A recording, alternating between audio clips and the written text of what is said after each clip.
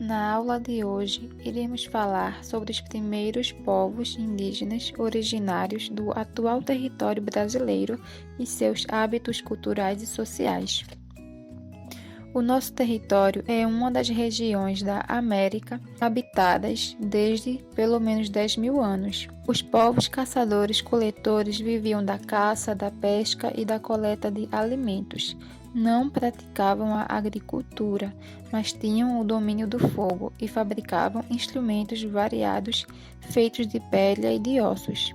Embora exista muita semelhança entre os modos de vida dos primeiros povos caçadores-coletores, também é possível identificar diferenças entre eles. Aliando trabalho e criatividade, esses povos desenvolveram culturas próprias.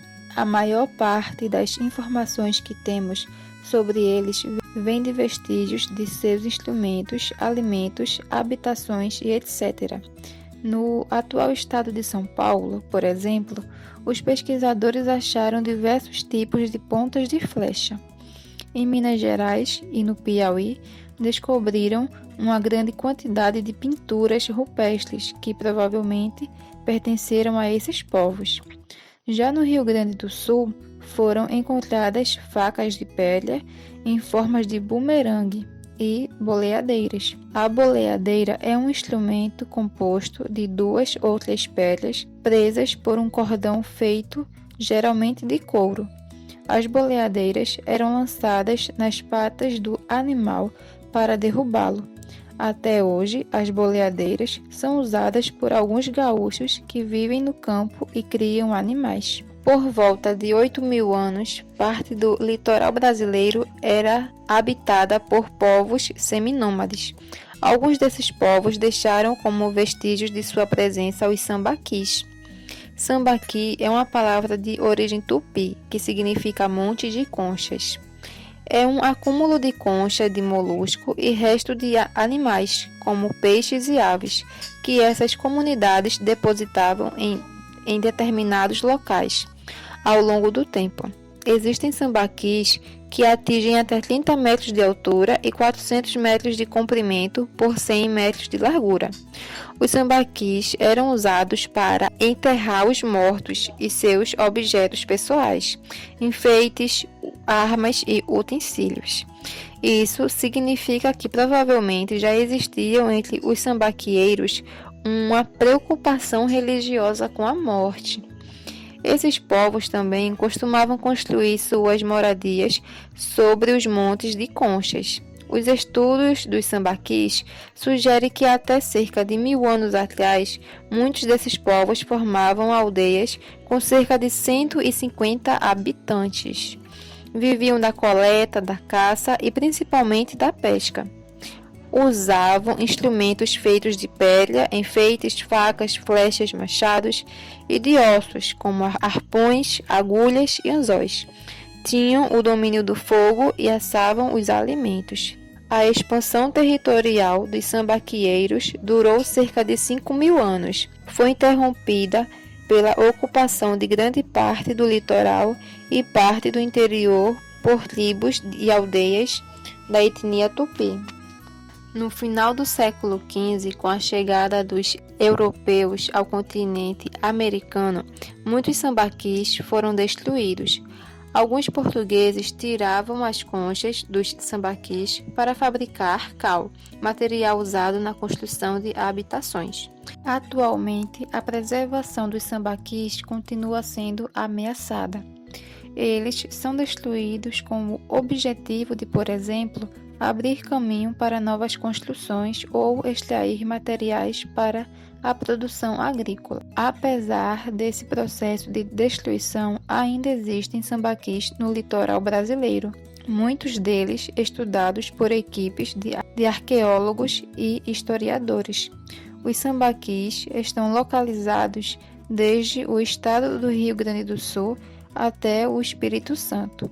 Possuem idades variadas, embora seja difícil dizer exatamente quando foram formados. Alguns, como o de Capelinha, em São Paulo, têm cerca de 8.000 anos.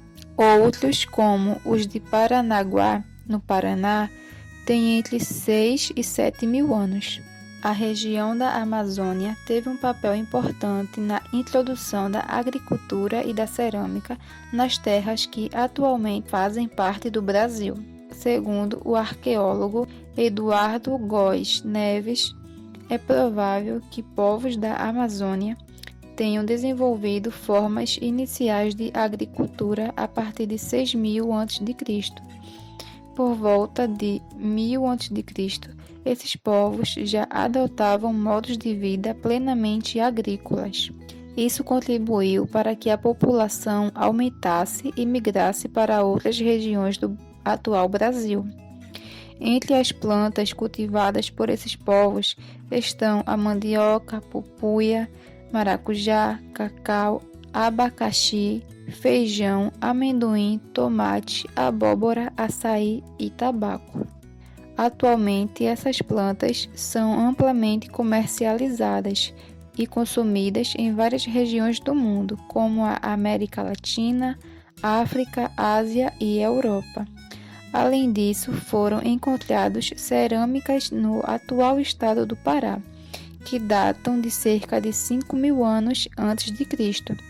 As cerâmicas da Amazônia são consideradas as mais antigas das Américas.